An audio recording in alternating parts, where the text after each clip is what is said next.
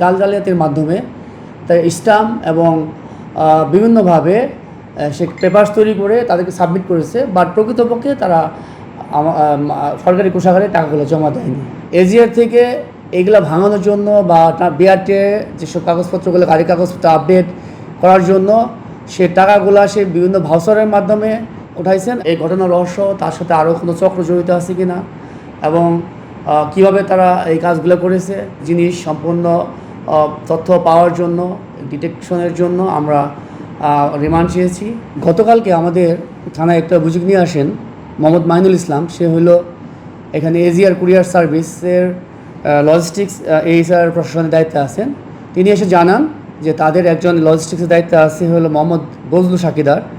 এই ভদ্রলোক তার একটা যে কাজটা ছিল, তাদের যে পরিবহন সেক্টর, পরিবহনের যেসব কভার্ড ভ্যান, যেসব গাড়িগুলো আছে, যেসব ভেহিকেলগুলো আছে, সমস্ত ভেহিকেলের কাগজপত্র আপডেট করা বিআরটি থেকে, এবং এইসব ক্ষেত্রে রাস্তাঘাটে চলার সময় যেসব পুলিশ কেসগুলো হয়, রোড সংক্রান্ত রোডে যেসব পুলিশ কেসগুলো হয়, এইগুলোর কাগজপত্র বিভিন্ন যেসব স্থান, নির্ধারিত স্থান থেকে ভাঙানো।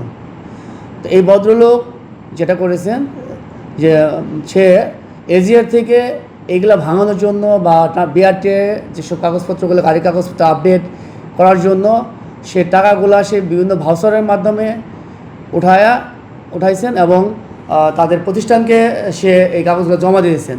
পরবর্তীতে এই প্রতিষ্ঠান তাদের অডিটে যে দেখতে পায় এর মধ্যে প্রচুর গাফিলতি আছে এবং প্রচুর পরিমাণ টাকা সে জাল জালিয়াতির মাধ্যমে তার স্টাম্প এবং বিভিন্নভাবে সে পেপারস তৈরি করে তাদেরকে সাবমিট করেছে, বাট প্রকৃতপক্ষে তারা সরকারি কোষাগারে টাকাগুলো জমা দেয়নি।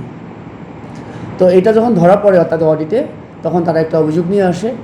আমরা বিষয়টি দেখি, প্রাথমিকভাবে দেখি এবং আমাদের ঊর্ধ্বতন কর্তৃপক্ষের সাথে কথা বলে আমরা মামলা রুজু করি।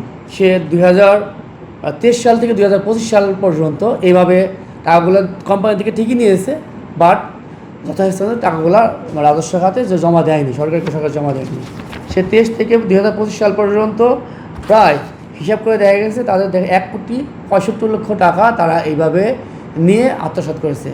তাৎক্ষণিকভাবে আমরা অভিযান পরিচালনা করে তাকে ঝাউচর এলাকা থেকে এক নম্বর বিবাদী মোহাম্মদ বজলু সাকিদার ওনাকে আমরা গ্রেপ্তার করতে সক্ষম হই এবং তাকে বিজ্ঞ আদালতে প্রেরণ করা হয়েছে। আমরা এই ঘটনার রহস্য, তার সাথে আরও কোনো চক্র জড়িত আছে কি না এবং কিভাবে তারা এই কাজগুলো করেছে, সম্পূর্ণ জিনিস সম্পূর্ণ তথ্য পাওয়ার জন্য, ডিটেকশনের জন্য আমরা রিমান্ড চেয়েছি। বিজ্ঞ আদালত যদি তাকে রিমান্ড দেয়, তাহলে তাকে আমরা জিজ্ঞাসাবাদ শেষে আমরা প্রকৃত রহস্য উদ্ধার করতে পারবো তারা কিভাবে এই প্রতারণাগুলো করেছে।